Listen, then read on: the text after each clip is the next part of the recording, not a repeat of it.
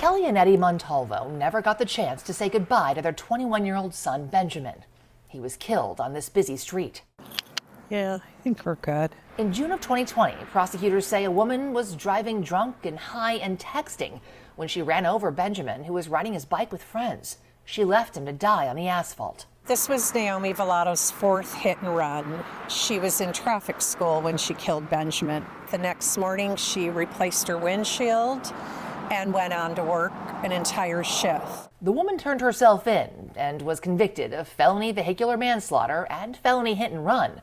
But according to Benjamin's death certificate, his manner of death was an accident. The choices that were made and the choices that weren't made make it absolutely not an accident. So I want Benjamin's death certificate changed. Kelly is joining the Not an Accident campaign, backing a state Senate bill that would give California families the right to request an amended death certificate after someone is convicted of killing their loved one. People go to prison for crimes, not accidents. Matt Capaludo's daughter, Alexandra, died after taking a prescription pill.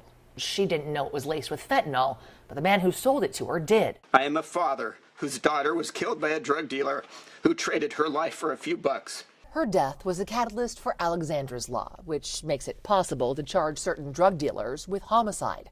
Now Matt's joining the fight for the right to change a loved one's death certificate to reflect the legal cause of death. It's a slap in the face to look at her death certificate and have it categorized as an accident. But he stresses this is about more than just closure. I think an important thing, it will create accurate vital statistics. And it's our vital statistics that lay the groundwork for policy and funding that ultimately will help in combating these preventable deaths. The National Association of Medical Examiners disagrees. The president telling us the bill, quote, conflates legal determinations with medical determinations and could trigger the judicial system to press charges in a potential crime. Except the bill only authorizes a family member to request a new death certificate after a court has already ruled. In fact, the bill doesn't even mention the medical examiner. It simply authorizes the state registrar to issue a new death certificate based on the final court ruling. The manner of death is not a legal determination. It's a medical opinion. And the LA County Chief Medical Examiner explains the 5 official manners of death were established back in 1910.